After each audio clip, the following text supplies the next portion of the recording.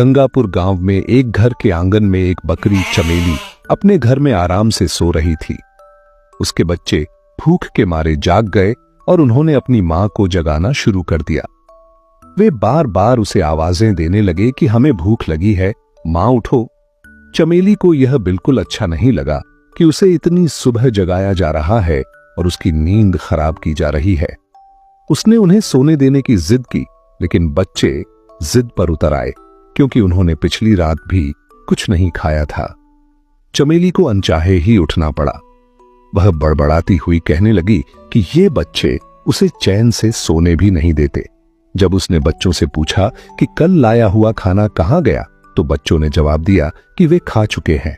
यह सुनकर चमेली को गुस्सा आया और कहने लगी कि तुम्हारे पेट तो जैसे कुएं हैं, जितना लाती हूं सब खा जाते हो।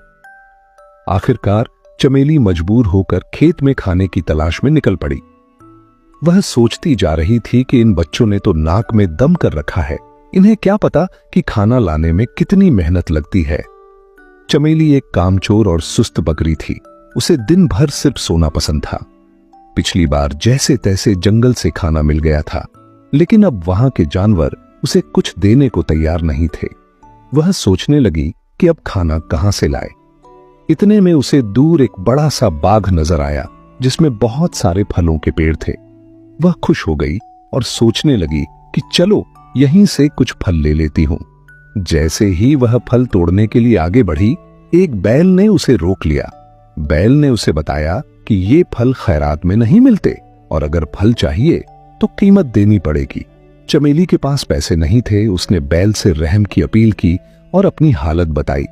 बैल को उस पर तरस आया और उसने शर्त रखी कि अगर चमेली रोज बाग में पानी दे और रखवाली करे तो वह उसे रोज खाना दे सकता है। मगर चमेली ने काम करने से इनकार कर दिया और वहां से चली गई। आगे जाकर उसके पैर चलते चलते दुखने लगे। वह थक चुकी थी और कहने लगी कि थोड़े से खाने के लिए कितना चलना पड़ता है।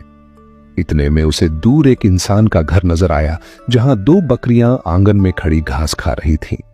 चमेली ने सोचा कि ये मेरी ही जात की बकरियां होंगी, ये जरूर कुछ खाने को देंगी।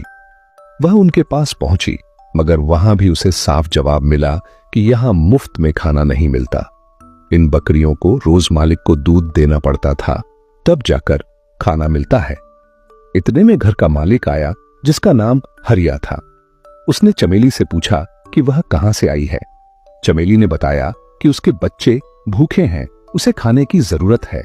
हरिया ने भी शर्त रखी कि अगर वह दूध दे तो रोज अच्छा खाना देगा, मगर चमेली ने इनकार कर दिया और वहां से भी चलती बनी। थोड़ा आगे जाकर चमेली को एक खेत नजर आया जो खाली था और वहां बहुत सारी फसलें थीं।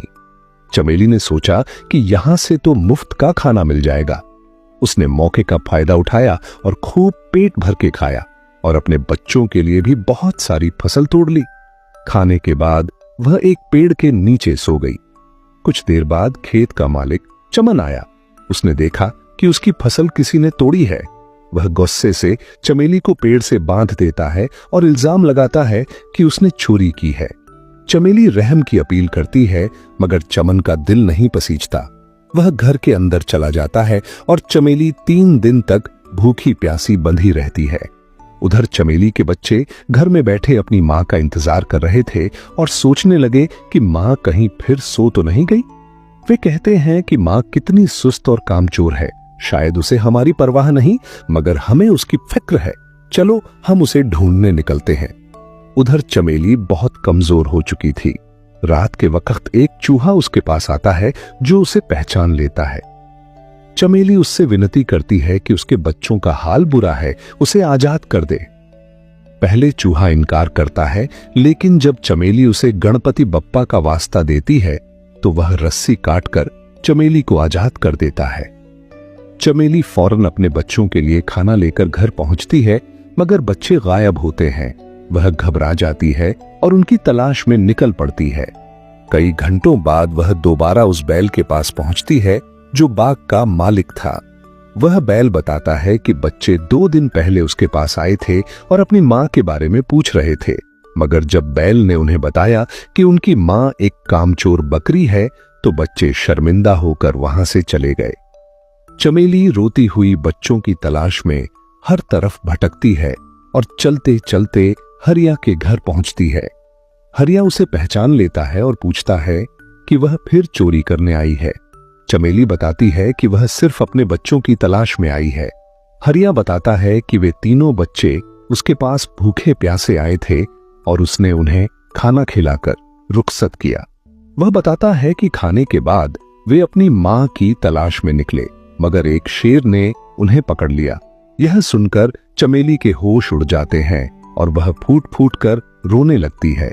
उसे एहसास होता है कि बच्चों की मौत की जिम्मेदार वह खुद है, क्योंकि उसने काम न किया, सिर्फ आराम को तरजीह दी। अगर वह उस दिन बैल की बात मानकर काम कर लेती या हरिया की शर्त मान लेती तो उसके बच्चे आज जिंदा होते। वह गमगीन होकर चमन के खेत में वापस जाती है और उससे कहती है कि वह उसे दोबारा पेड़ से बांध दे, क्योंकि वह अब जीना नहीं चाहती। चमन यह सुनकर हैरान हो जाता है, मगर उसकी सच्चाई सुनकर उसे तरस आता है और कहता है कि वह सजा नहीं देना चाहता। चमेली कहती है कि अगर सजा नहीं दी जाएगी तो वह खुद ही कहीं जाकर मर जाएगी। इतने में पीछे से बच्चों की आवाज आती है। चमेली पीछे मुड़कर देखती है तो उसके तीनों बच्चे जिंदा खड़े होते हैं। वह खुशी से बेहाल हो जाती है और उन्हें गले लगा लेती है। बच्चों को बचाने वाला चूहा बताता है कि जब उसे पता चला कि बच्चों को शेर ने घेर लिया है तो वह फौरन पहुंचा और शेर को डराकर बच्चों को बचा लाया। चमेली हरिया से कहती है कि वह अब हमेशा उसके खेत में मेहनत करके अपने बच्चों के साथ रहना चाहती है। हरिया कहता है कि अब उसे यकीन हो गया है कि मेहनत करने वाला कभी भूखा नहीं मरता। चमेली के बच्चे भी खुश होते हैं कि उनकी मां को अब मेहनत की कीमत समझ आ गई है। उस दिन के बाद से चमेली और उसके बच्चे हरिया के खेत में मेहनत से काम करते हैं और खुशी खुशी अपनी जिंदगी गुजारने लगते हैं।